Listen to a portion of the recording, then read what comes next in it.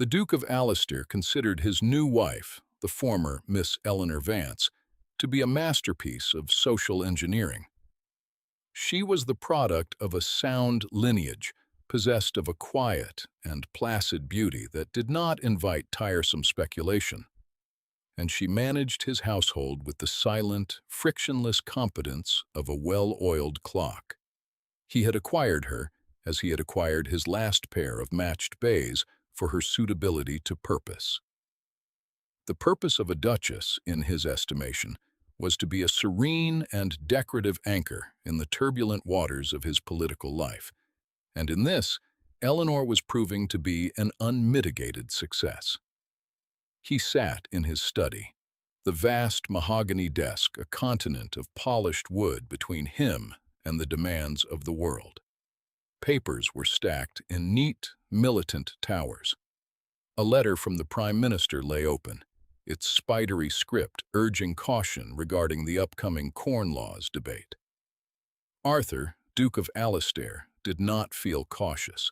He felt the familiar, invigorating thrum of a battle to be joined, a point to be won. His marriage, now a settled affair of 2 months, had been a strategic necessity.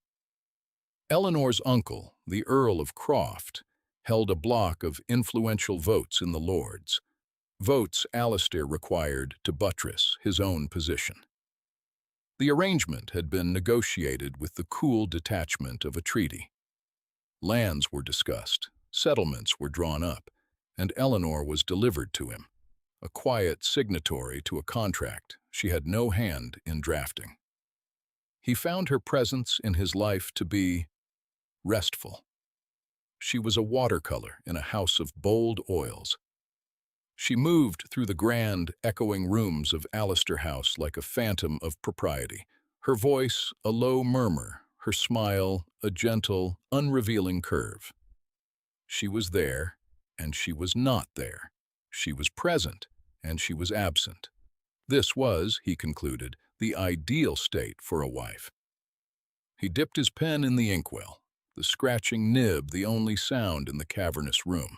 He was composing a letter to his old mentor, Lord Grenville, a man who understood the intricate machinery of power. He wrote of the political climate, of alliances and betrayals, and then, as a brief postscript to the business of the world, he wrote of his domestic arrangements. "The match is a sound one," he inscribed, the words flowing with easy conviction. "She is perfectly composed, manages the household well, and, most fortunately, has no taste for politics, which leaves me unencumbered." He sanded the ink, folded the letter, and sealed it with his ducal signet. It was a statement of fact, as clear and undisputed as his own title. He was a man of politics. His wife, thankfully, was not. The division was clean, logical, and entirely satisfactory. He rang the bell for the footman to post the letter and turned his mind back to the Corn Laws. He did not think of his wife again for the rest of the evening. Eleanor, Duchess of Allister, was not a watercolor. She was a densely filled manuscript, written in a language her husband had not yet learned to read. Her quietness was not vacancy, but observation. Her placidity was not apathy, but a carefully constructed fortress, built over years of being underestimated. Her father, a reclusive scholar, had not troubled with tutors for needlepoint or French conversation. He had taught her Thucydides and Tacitus. He had made her parse the speeches of Cicero and Demosthenes. He had raised her not to be a duchess, but to be a mind. She understood power. She understood it not as a matter of loud pronouncements in Parliament, but as a thing of whispers, of alliances, of perception and leverage. She saw the intricate web of connections and obligations that defined her husband's world with a clarity that would have stunned him. She saw him too. She saw his ambition, his formidable intellect, and his profound, almost tragic, blindness.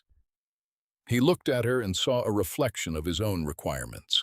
He had never, not once, simply seen her. Their first dinner party was a formidable affair.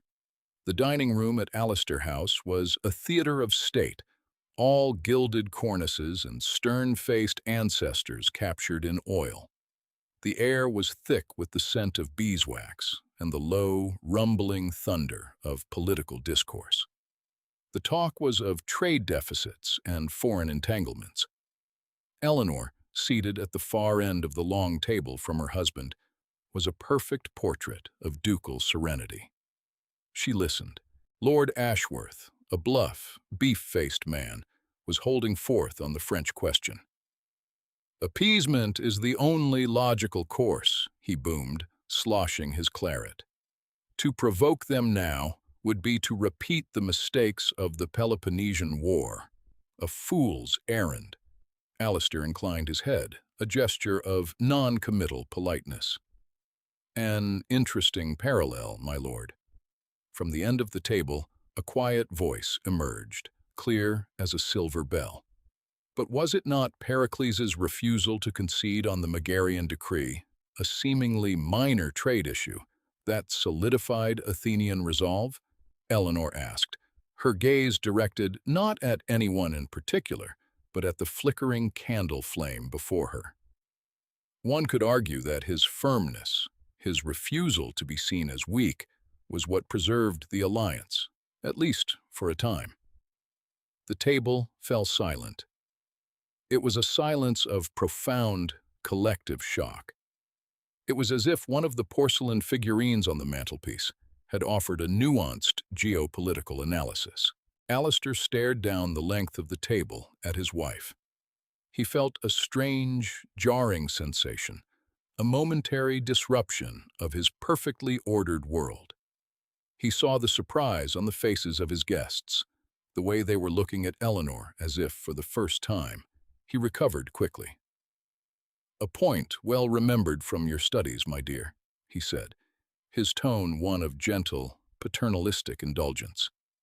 It was a dismissal, a pat on the head. It re-established the natural order. He was the authority. She was the charming receptacle of rote-learned facts. The conversation moved on, but a small crack had appeared in the smooth facade of his certainty.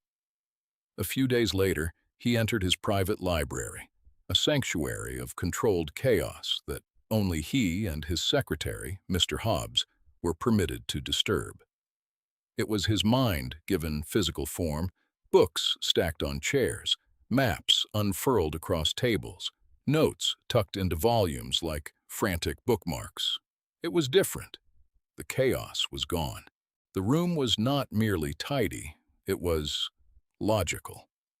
The books were no longer arranged by size or color, as a housekeeper might have done, but by subject, and then chronologically within that subject. His sprawling research on parliamentary reform had been gathered from 3 different tables and arranged into a coherent narrative arc on a single, cleared credenza. His notes on agricultural policy were now filed in labeled portfolios. It was the work of a precise, analytical mind. He stood in the doorway, feeling a sense of violation mingled with a grudging, undeniable admiration. He knew, without asking, who had done it. "Hobbs," he called, his voice sharp.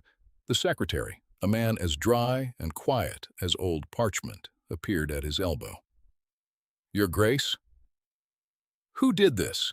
Alistair demanded, gesturing at the room. "The Duchess, Your Grace. She spent 2 days here. She asked me to fetch down the catalogs from the attic. She said she hoped to make the space more functional." Hobbs's face was impassive, but there was a flicker of something in his eyes. Respect. Alistair walked to the credenza. His research was not just organized, it was improved. 2 books he had overlooked had been placed at the top of the pile, a slip of paper marking relevant passages. He picked one up. It was a dense treatise on land enclosure he had dismissed as archaic. The marked passage was a brilliant, counterintuitive argument that directly addressed a weakness in his own thesis. He felt that jarring sensation again, stronger this time. It was the feeling of a man who discovers the quiet, decorative stream at the bottom of his garden is, in fact, a deep and powerful river. He was irritated. He was intrigued. He told himself it was merely a sign of a well-ordered mind, a useful trait. It was a domestic virtue, simply applied on a grander scale. It did not change the fundamental truth of things. He was the politician. She was the Duchess. He went to his study that evening to write the letter to Lord Grenville. He sealed the wax with a firm, definitive press of his thumb, reaffirming the comfortable order of his world. Eleanor found the letter a week later. She was not looking for it. She was in his study at his request, searching for a mislaid deed box. Her husband was in the country, and he had sent a frantic note requiring the documents immediately.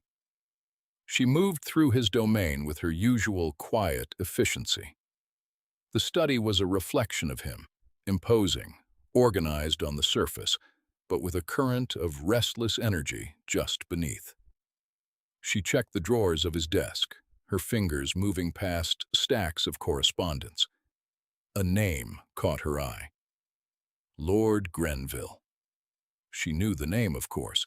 He was her husband's mentor, the elder statesman of their political faction. The letter was on top of a small stack, as if recently reread. Her eyes, trained by years of scanning dense texts for meaning, caught a phrase. The match is a sound one. Curiosity was not a vice she often indulged, but this was not idle curiosity.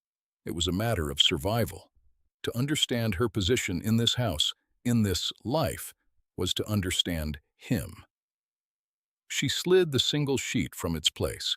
Her gaze swept over the familiar lines about the Corn Laws, the alliances, the political maneuvering. And then she came to the postscript. The match is a sound one. She is perfectly composed, manages the household well, and, most fortunately, has no taste for politics, which leaves me unencumbered.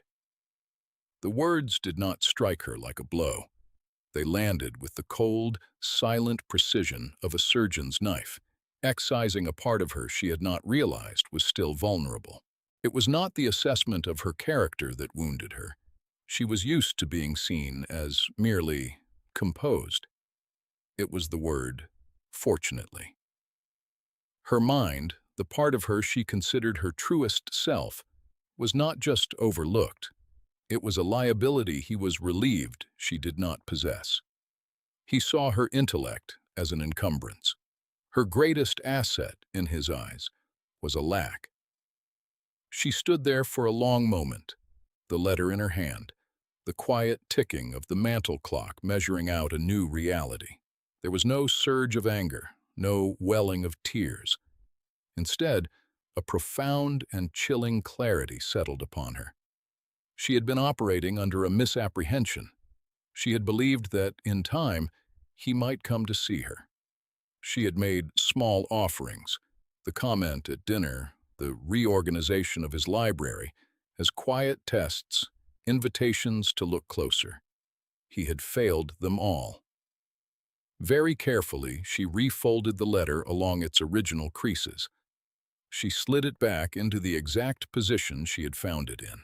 She located the deed box on a lower shelf, where it had been all along. She arranged for its immediate dispatch to the country. Then she walked out of the study. She did not slam the door. She closed it softly behind her, the latch clicking into place with a quiet finality. It was the sound of a door closing not just on a room, but on a possibility. Her quiet offerings would cease. Her strategic assistance would end. She would perform her duties as Duchess of Allister flawlessly. She would be the perfect, composed, decorative anchor he desired. She would be present, and she would be utterly, irretrievably absent. Alistair returned from the country preoccupied. The preliminary debates on the Corn Laws had not gone well. His arguments, usually so incisive, felt blunt. His coalition was showing signs of fracture. He felt an unaccountable sense of mental fatigue, a fog he could not seem to penetrate. He retreated to his study, seeking the familiar solace of work. He sat at his desk for hours, wrestling with a particularly thorny clause in the proposed bill, a point of contention that threatened to derail the entire enterprise. He needed a fresh perspective, a different line of attack. He found himself turning in his chair, his mouth half open to voice a question, a nascent thought seeking a sounding board. He turned to an empty room. The silence was not empty. It was heavy, weighted. It was a presence in itself. He frowned, a knot of irritation tightening between his brows. What had he been expecting? He was alone, as he always was when he worked. And yet, the feeling persisted, a sense of something missing. It was then he realized that for the past several weeks since his return, the silence in his study had been absolute.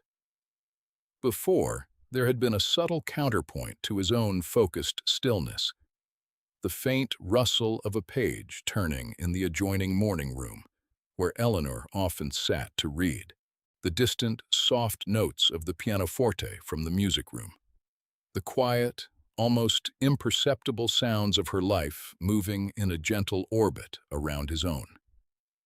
That orbit had shifted. The morning room was always empty now.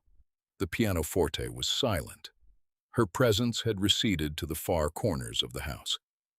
He dismissed it as a fancy, a product of his own fatigue. He was overwrought. He forced his attention back to the bill. He picked up a political journal from the small table beside his chair, hoping to find some spark of inspiration. The journal lay precisely where the footman had placed it that morning.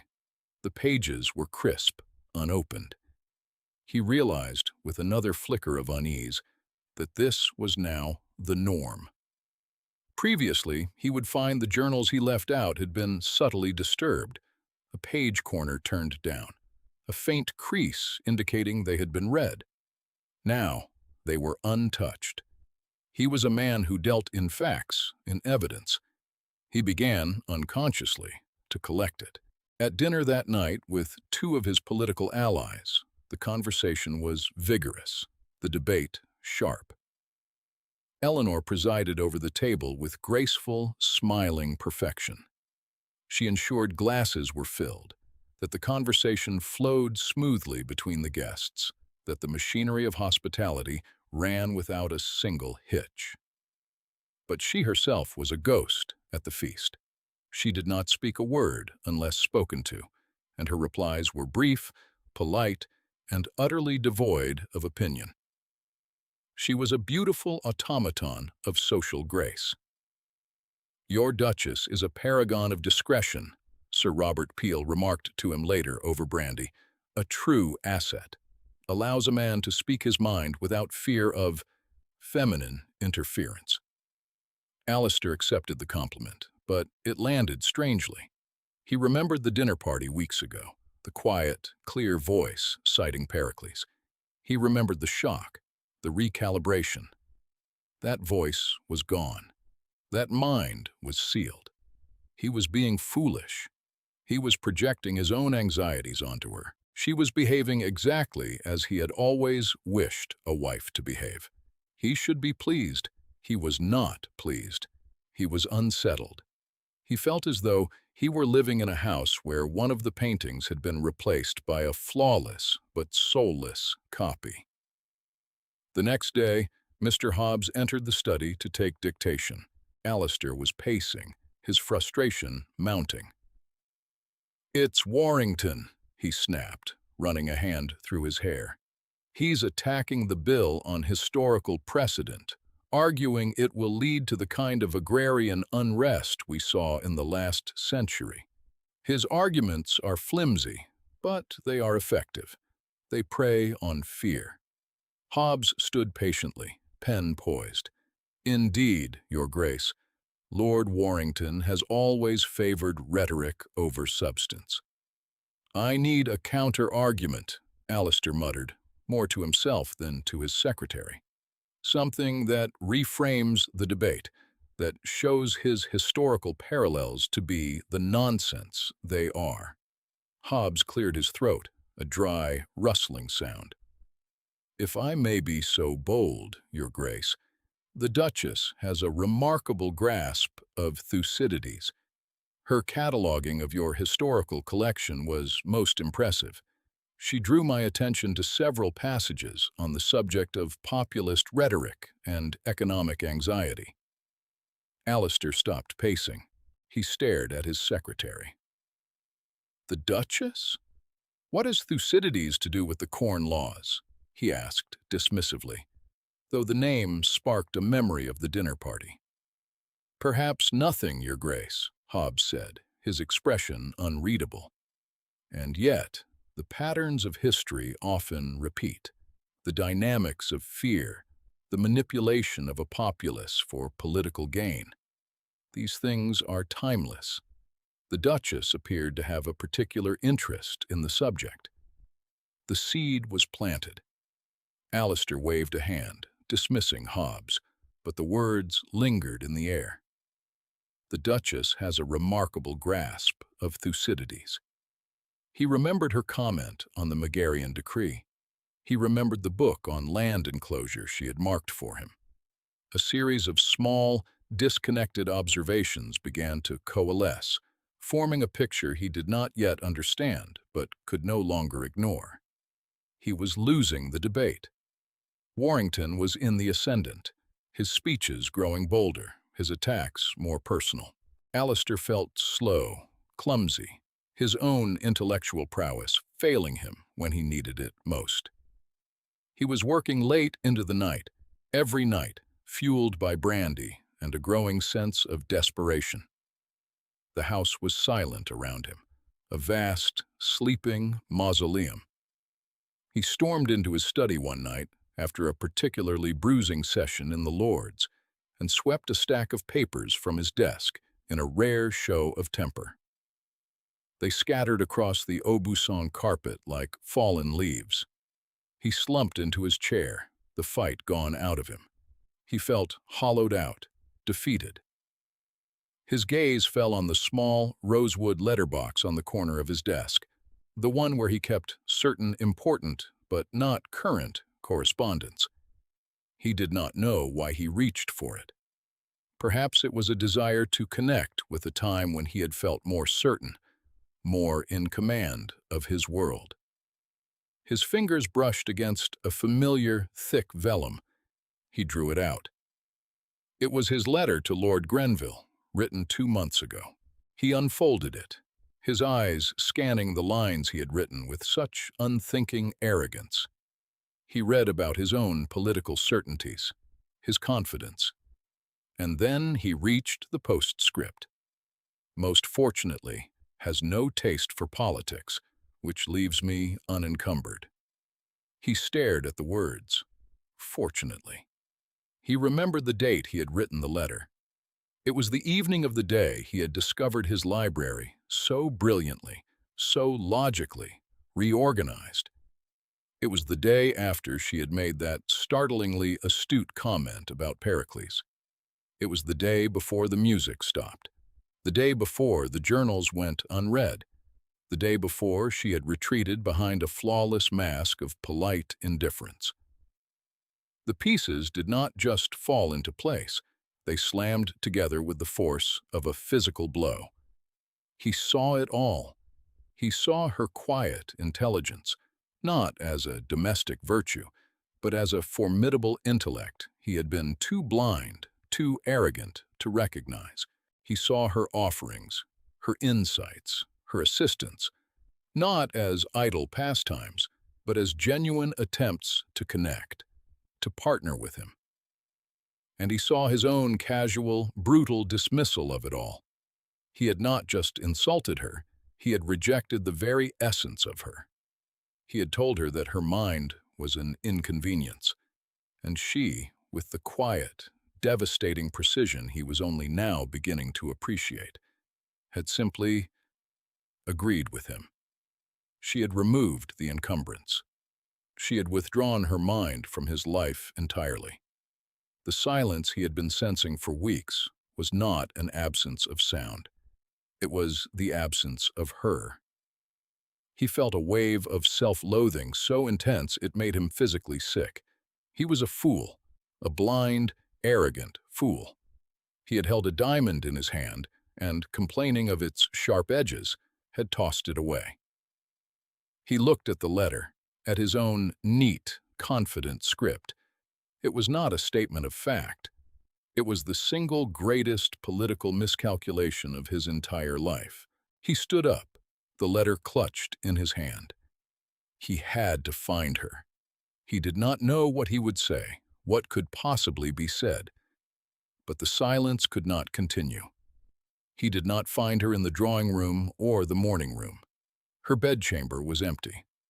A faint trail of light from under a door at the far end of the gallery drew him onward. It led to the conservatory, a vast glass house he had not entered in years.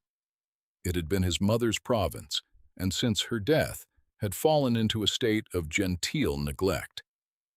He pushed open the door. The air that met him was warm, thick, and sweet with the scent of damp earth and blooming orchids. The conservatory was no longer neglected. It was a thriving, vibrant world, meticulously cared for. Under the moonlight filtering through the glass panes, hundreds of orchids bloomed in a riot of impossible color and form. It was her creation, a world she had built for herself, far from his. She was standing by a potting bench, her back to him, her hands tending to a delicate, star-shaped flower. She wore a simple evening gown, her hair loosely pinned. She looked serene, focused, a part of the quiet, growing world around her. He stepped inside, the sound of his shoes on the flagstones unnaturally loud. She did not startle. She simply finished what she was doing, her movements economical and precise, before turning to face him. Her expression was calm, her eyes unreadable. He stopped a few feet from her, the crumpled letter a damning piece of evidence in his fist. He had rehearsed a dozen apologies on the way here, a dozen careful, diplomatic speeches. They all turned to ash in his mouth. Diplomacy was for politics. This was a matter of utter, personal failure. He held out the letter. "I found this," he said, his voice raw. She glanced at it, but did not take it. "I know what it is." "I wrote this," he said, the words costing him more than any admission of defeat in the House of Lords. "I believed it, and it was a lie." He took a breath, the humid air feeling heavy in his lungs. He met her calm, steady gaze. "I was wrong. I was a blind fool. This letter, it is the single greatest political miscalculation of my life." He did not ask for her forgiveness. The word was inadequate, insulting. He was not asking for absolution. He was making a confession. He was stating the fact of his error, presenting it to her as the undeniable truth. He had been blind, and now he could see. The cause and the consequence of that blindness stood before him, surrounded by the beautiful, intricate world she had cultivated in his absence. She watched him for a long moment, her silence a vast, uncharted territory between them. He had no right to expect a reply, no right to expect anything. He had defined the terms of their union, and she had simply, finally, honored them. The next day, Lord Warrington launched his most vicious attack yet. Standing before a packed and rowdy house, he accused Alistair not just of flawed policy, but of personal corruption, of seeking to line his own pockets through the suffering of the common man. The allegations were baseless, but they were delivered with theatrical, venomous skill. They landed. The mood in the house turned against Alistair. He was granted the right to offer a formal rebuttal the following afternoon. It was, everyone agreed, the speech that would make or break his career. Alistair returned to his house that evening, a defeated man. The weight of his political crisis was now compounded by the crushing weight of his personal failure. The two were inextricably linked. He had pushed away his greatest ally at the very moment he needed her most. He went to his study, not to work, but to preside over the ruins of his ambition. He slumped into his chair and stared at the wall, seeing nothing. He had no fight left in him. He must have slept, for he awoke with a start hours later, the candles burned down to sputtering stumps. The room was cold. His neck ached. On the polished surface of his desk, directly in his line of sight, lay a sheaf of papers that had not been there before. They were covered in a neat, elegant script he did not recognize. It was not his own hurried scrawl, nor the precise copperplate of his secretary. He picked up the top page. "My lords," it began, "we stand today at a precipice, not of policy, but of principle. My esteemed colleague, Lord Warrington, has painted for you a vivid and terrifying portrait of greed. He has invoked the specter of history to frighten you.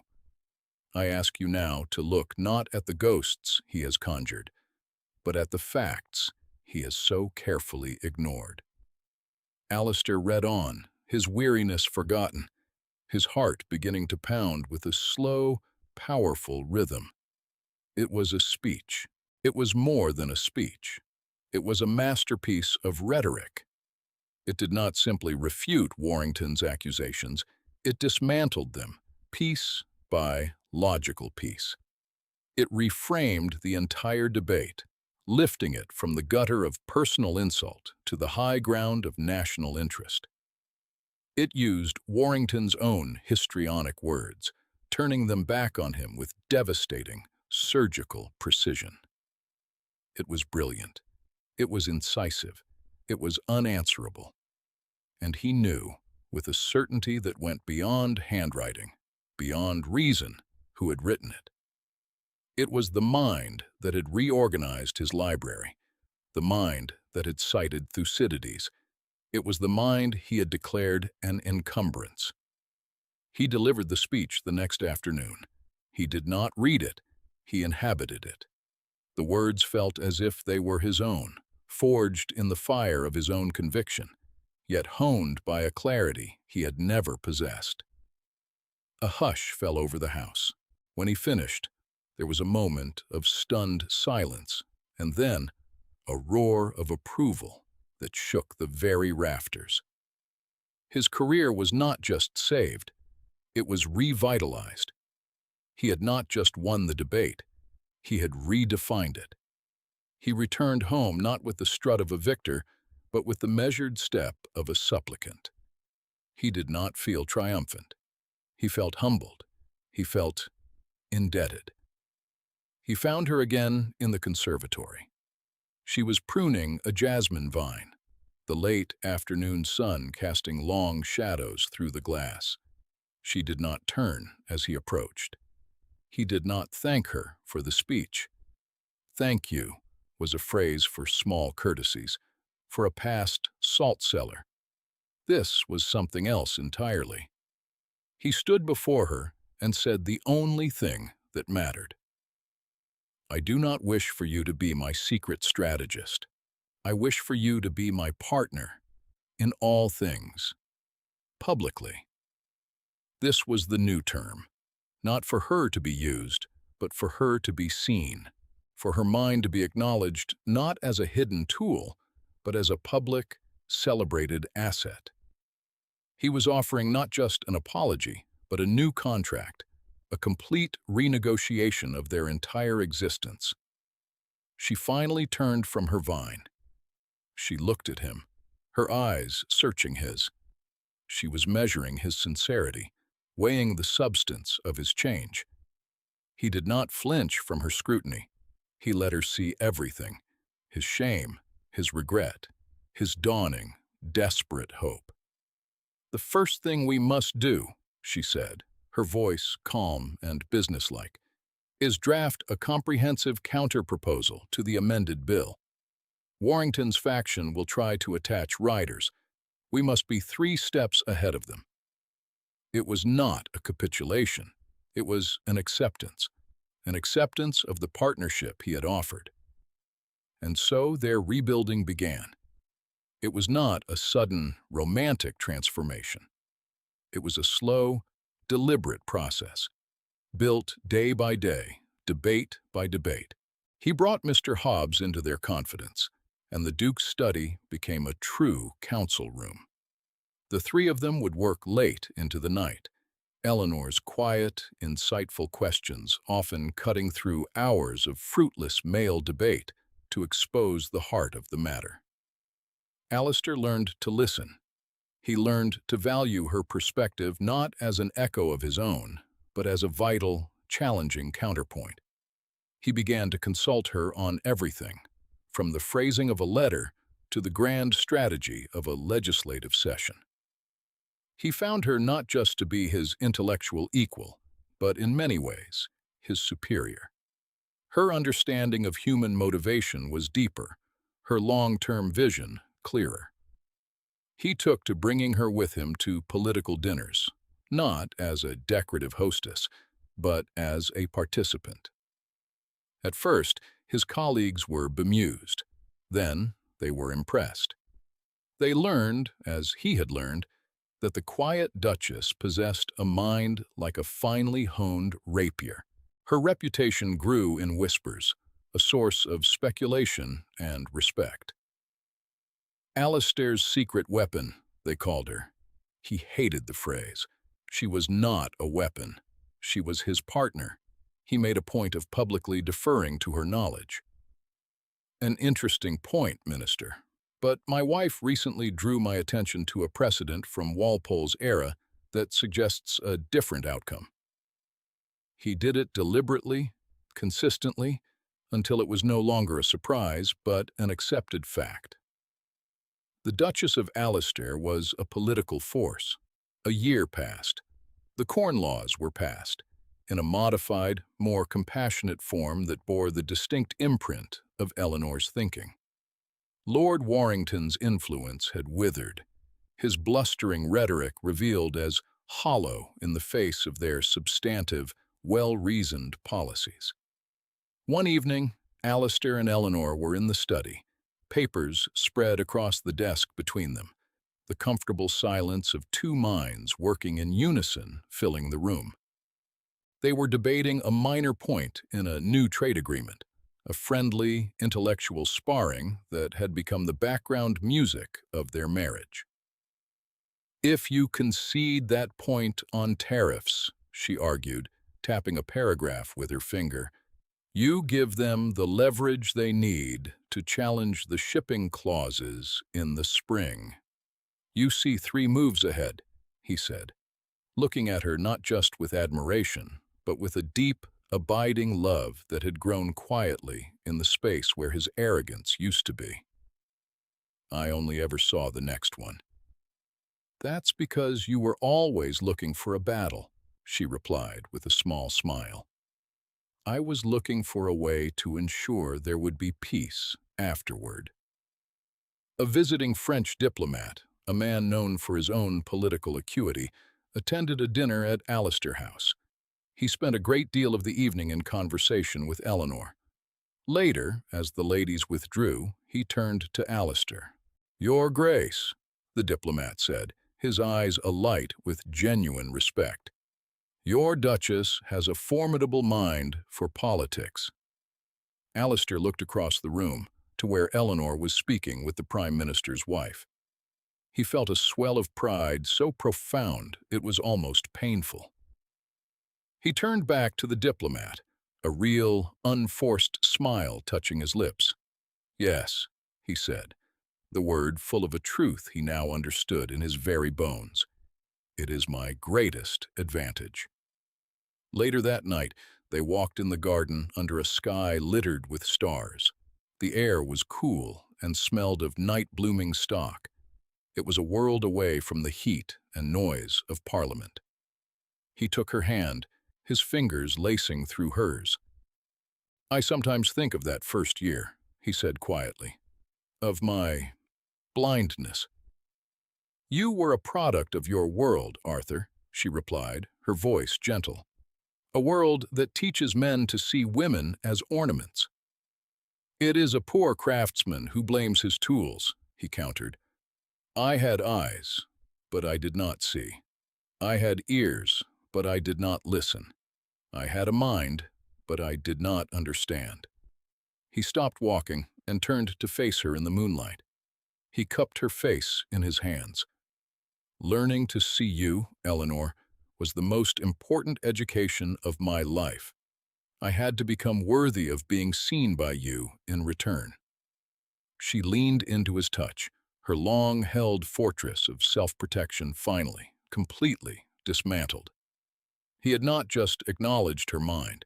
He had made a home for it, a sanctuary where it was not just safe, but celebrated. He had learned her language, and in doing so had finally learned to speak the truth. Their life together was not a treaty or a contract. It was a conversation, one he prayed would never end.